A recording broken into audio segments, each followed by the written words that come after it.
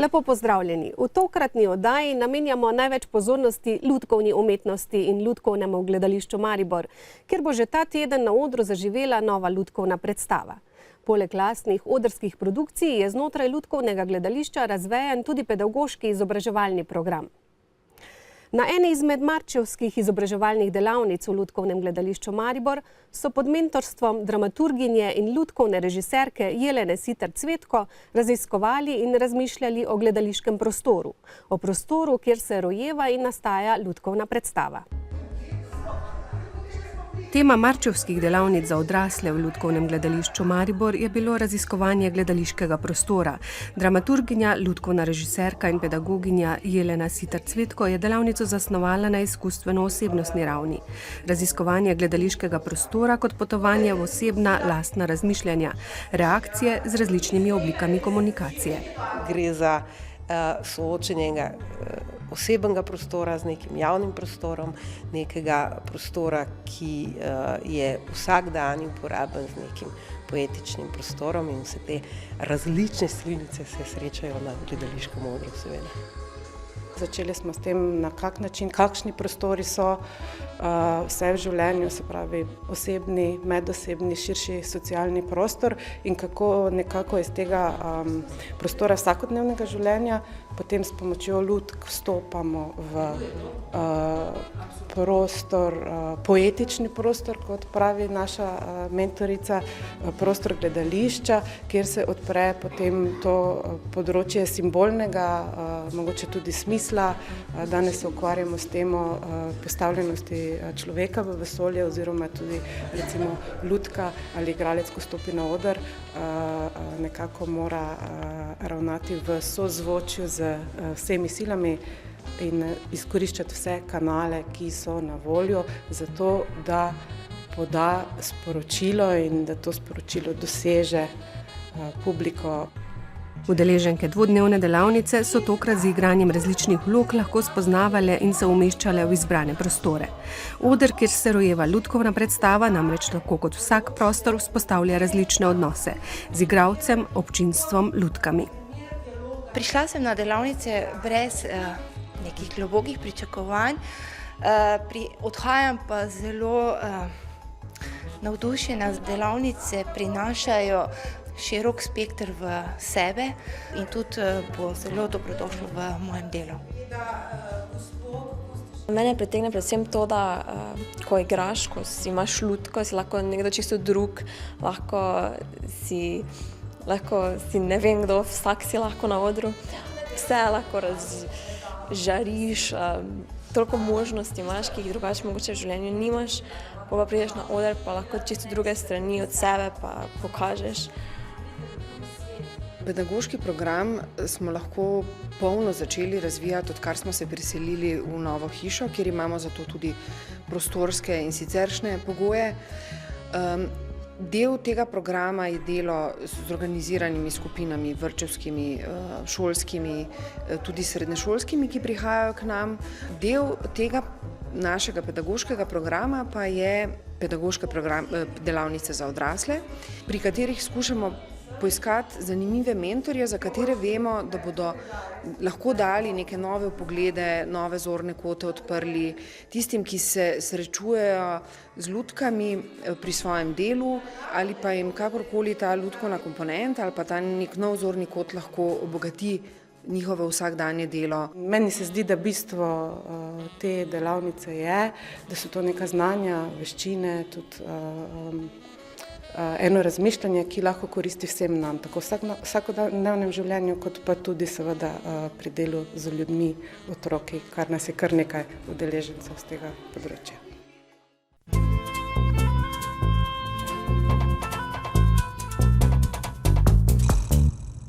Izobraževalni pedagoški programi so poleg odrskih produkcij ena izmed dejavnosti, ki so jih v lutkovnem gledališču Maribor lahko začeli močneje razvijati, odkar je lutkovno gledališče dobilo svoje prostore, torej od leta 2010.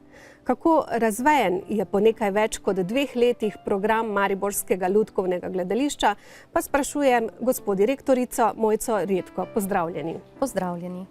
Kako razvejen je torej program po 2 letih, odkar ste v lastnih prostorih? Pedagoški program razumemo kot redno spremljevalno dejavnost gledališke produkcije, izvajamo pa jo z namenom izobraževanja in gledališke vzgoje, predvsem na področju lutkovnega gledališča. Izvajamo več različnih programov, poimenovali smo jih pač na ta način, da napovedujejo lastno vsebino. To je recimo program Za zaveso, ki je namenjen predvsem predstavitvi delovanja lutkovnega gledališča, tako kot pravi ime, tudi možnosti pogleda v zaodrje, pregled tehnike, odra, delavnic in pa seveda to običajno vključuje tudi pogovor z ustvarjalci. Potem je bolj ustvarjalno naravnan program, poimenovan 101 lutkovna fizika, ki je namenjen ustvarjanju lutk različnih tehnologij. Se pravi, lahko udeleženci delavnic izdelajo svojo lastno ročno lutko ali mimično lutko, senčno, lahko javajko, recimo vodeno lutko in podobno, odvisno od dogovora. Potem je program, ki smo ga poimenovali Lutke na razstavi, ki vključuje ogled muzejske razstave lutk, to je stalna razstava lutk iz nekdanjih predstav lutkovnega gledališča, na ta način, da hkrati predstavlja tudi različne vrste lutk in je izhodišče za nadaljnji pogovor o značilnostih lutkovnega gledališča in pa seveda funkciji posameznih lutk. Sodobna gledališka infrastruktura omogoča tudi tehnično zahtevnejše lutkovne predstave, hkrati odpira možnost morda večjega mednarodnega sodelovanja. Koliko so predstave lutkovnega gledališča vključene v ta mednarodni prostor? Pravkar ste se vrnili tudi z gostovanja v Turčiji. Lutkovno gledališče Maribor ima zdaj zares imenitne prostore. Omogočajo številne možnosti razvoja lutkovnega gledališča v različne smeri. Naš cilj je, da bi razvili nek sodoben lutkovni center, ki bi bil torej produkcijsko središče, hkrati pa tudi na nek način vzgojno in izobraževalno središče na področju lutkovne umetnosti.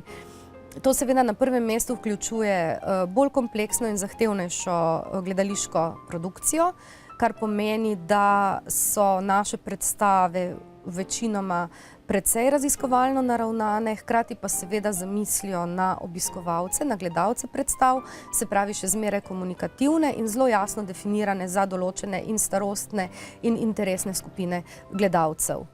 Hkrati pa je seveda šele kompleksna predstava tudi možnost prepoznavnosti v širšem mednarodnem lutkovnem prostoru in stvari so se zdaj začele relativno zgoščeno dogajati.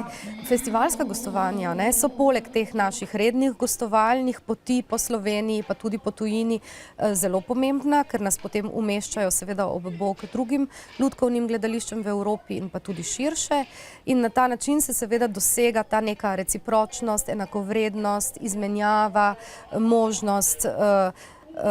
možnost primerjave tudi, da natančno vemo, kje pravzaprav smo.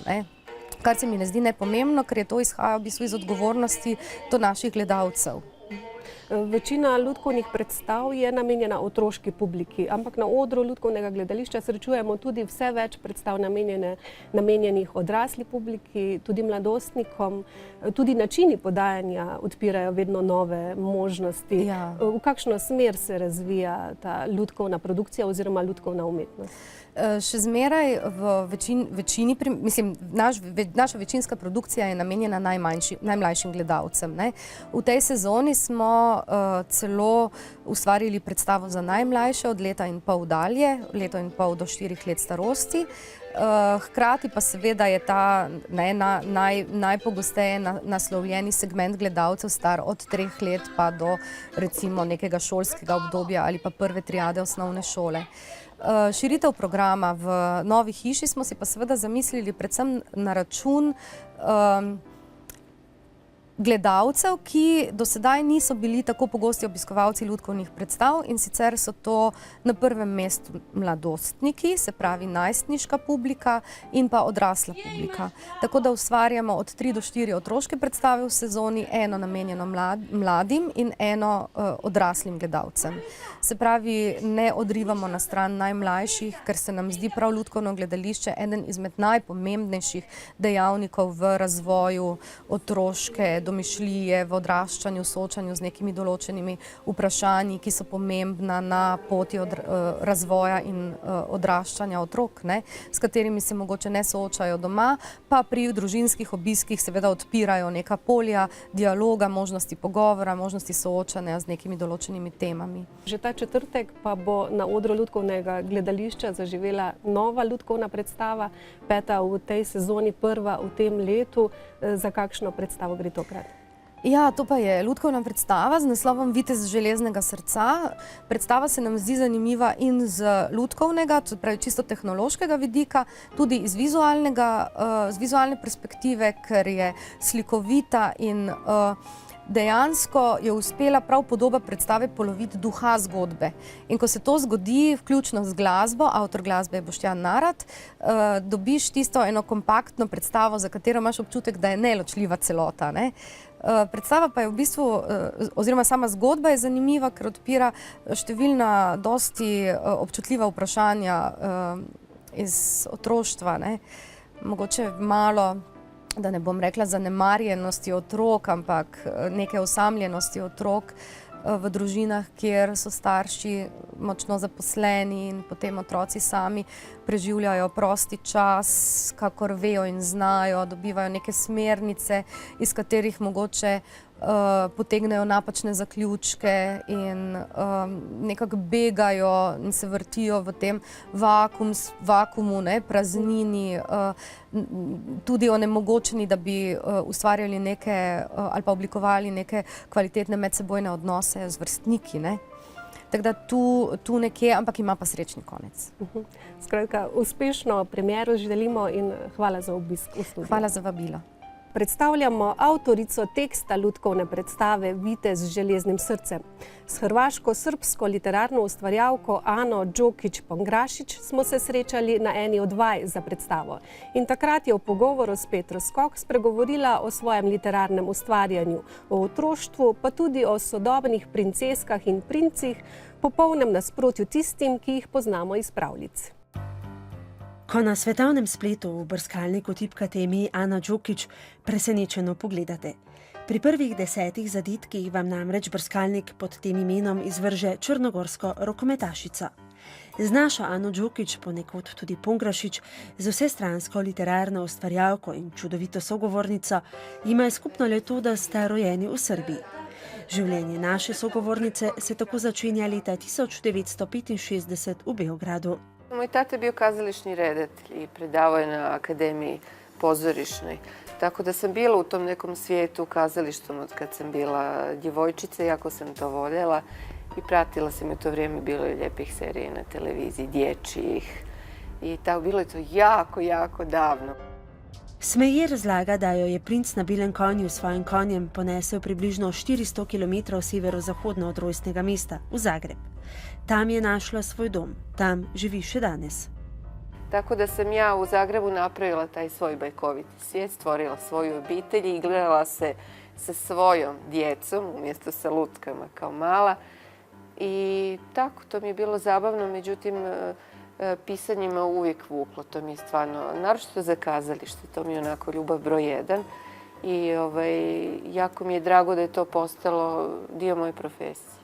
Ono gdje sam ja svoj osobni neki napredak napravila, rekla bih da je to bilo u Zoja djevojčice s vrha solitera, nebodera, gdje sam se igrala malo tekstom u nekom tehničkom smislu obraćanja pisca glavnom liku, gdje razgovaraju, znači unutar romana, glavni lik i narator. To mi je bio ovako jedan eksperiment tehnički, a onda sam posle sebi pustila, mislim, ja se užasno igram u svojim tekstovima, tako da je meni sve od toga igra, dakle i kako će jedna rečenica zvučati. I nije samo radnja što su u radnje, nego bi treba biti zanimljivo i dok pišem i dok to neko čita ili izgovara, mora biti zabavno.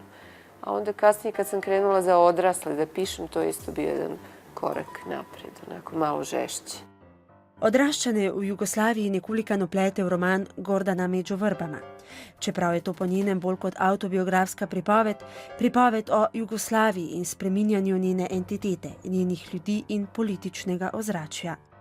Uzela sam jedan milje koji ja osobno ne poznajem i koji me strašno zanimao, dakle te vojne obitelji, i izvukla djevojčicu, dakle odrastanje djevojčice kćerke jednog zastavnika u Zagrebu. I sad, kako je to bilo 70-ih u Zagrebu, a kako je bilo krajem 80-ih, dakle koje su promjene.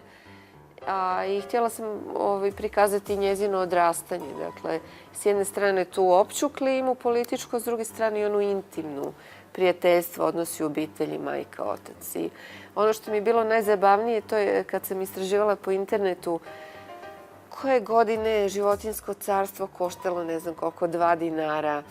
Na pesmi Eurovizije koje godine je koja pjesma pobjedila i tako. I to me sve uvuklo u neka druga vremena i vrlo sam zapravo dok sam istraživala emotivno nekako reagirala na sve to, prisjećajući se naročito kroz tu glazbu onoga što smo slušali. Njen literarni opus, za katerega je bila že večkrat nagrajena, zaobjame zgodbe in slikanice za otroke, radijske igre, scenarije za radijske in TV serije, pa tudi romane za odrasle. Le pri poeziji nekoliko škriplje priznava. Če potrebuje kak song za gledališko predstavo, ji ga napiše soprog, tudi literat. Njene princeske niso jokave kraljične in njeni princi niso pogumni kraljeviči na belih ali črnih konjih. Vitezovi su se izgubili skroz i ja mislim da su se princeze dale u potragu za vitezovima. Mislim da je takva situacija, a zmajevi vježbaju ponovo letenje. Mislim da su izgubili tu moć i da...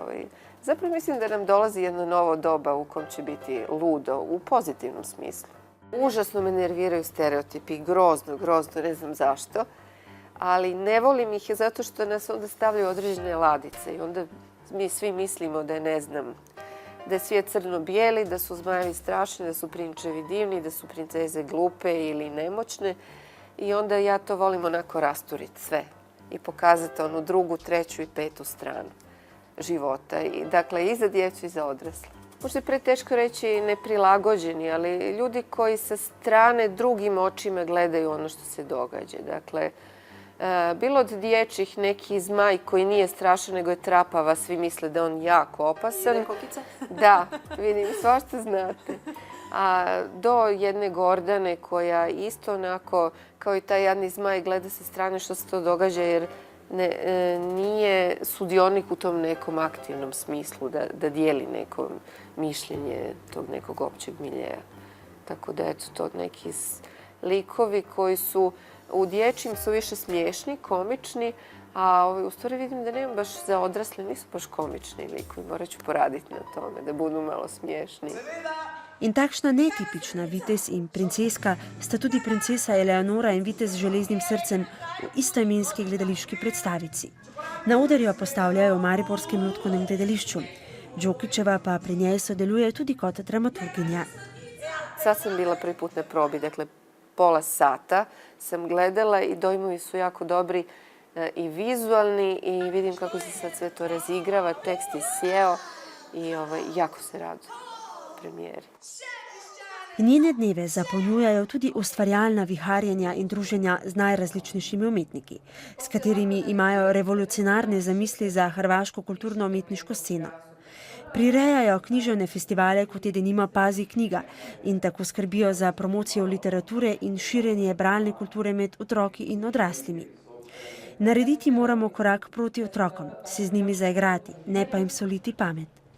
Revoluciju tome, ajmo se igrati, dosta je bilo i kukanja i pričanja, to je sve, prošlo su ta vremena, da se kuka i da se samo priča o problemima. Idemo se igrati. Igra, zaista. Život je igra.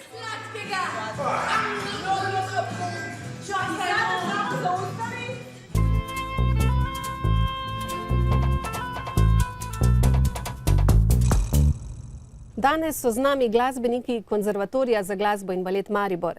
Predstavljamo enega izmed komornih trobilnih sestavov, kvartet Pozaun Galus, ki deluje pod mentorskim vodstvom profesorja Mihaela Švagana.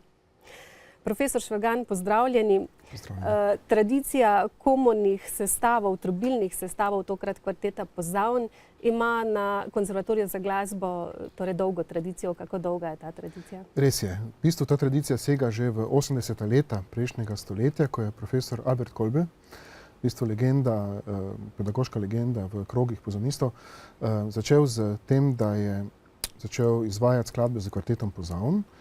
In to je v bistvu do danes, zdaj že skoraj 30 let, nekaj čez 30 let. In v teh 30 letih so se mnoge generacije v bistvu prebile skozi ta ansambel, tako bom rekel, tudi sedaj že poklicni glasbeniki, solisti v orkestrih.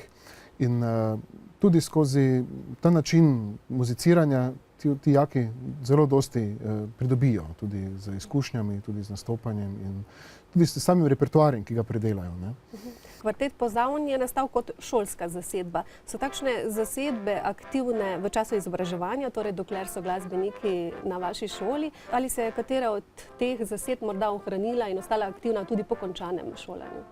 Tudi, recimo kvartet Fortissimo, to so bili dijaki, ki so tam okoli leta 2000-2002 bili dejavni na šoli, nato so se razdelili na različne fakultete in akademije in potem, ko so spet prišli skupaj po študiju, so nadaljevali naprej z igranjem v ansamblu. Kako raznovrstna pa je ta glasbena literatura pisana posebej za takšne sestave? Literatura je zelo raznovrstna, kajti sama pozavna je zelo star instrument, izvira iz približno leta 1460. To pomeni, da imamo literaturo od pozne renesanse do sodobnega časa vse. Predvsem v pozni renesansi in zgodnjem baroku je bil ta instrument zelo priljubljen, kajti ta sestava je bila zelo pogosta na različnih gradovih, na različnih svečanostih, kasneje tudi v cerkveni glasbi kot spremljava zboru. Mogoče malce v klasiki izgubi svojo veljavo, tudi kasneje z pojavom džeza, z pojavom različnih drugih orkestrov se spet vrne in v 20. stoletju jo srečamo recimo kot znameniti Slokarjev kvartet Pozavn, tudi solistično spet na odrih. Kvartet Pozavn Galus je mlada zasedba, ampak glasbeniki so se že uveljavili tudi v mednarodnem prostoru. Kakšni so njihovi uspehi? Da, sam kvartet Galus deluje točno 11 mesecev in fantje, ki sodelujejo v njemu, so bili tudi novembra že dejavni na svetovno priznanem mednarodnem tekmovanju v Passau v Nemčiji, kjer so bili kot finalisti deležni tudi zelo visokega priznanja, nagrade za posebne dosežke in tudi nagrade publike. Profesor Švagan, uspešno delo s kvartetom želim in hvala za obisk. Hvala lepa. Za konec današnje oddaje bomo slišali kvartet Pozavn Galus, ki deluje na Konzervatoriju za glasbo in balet Maribor. Hvala, ker ste bili z nami in vabljeni v našo družbo tudi prihodnji teden.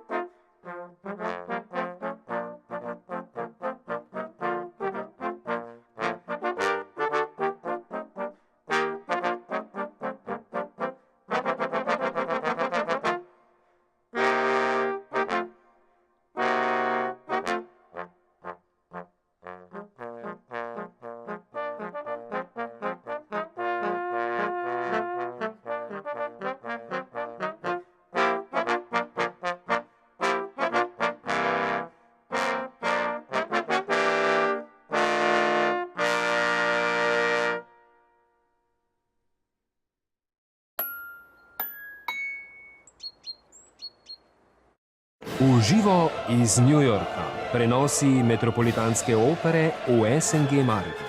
16. marec Francesca da Rimini. HD prenose v SNG Maribor je omogočil generalni pokrovitelj Siol.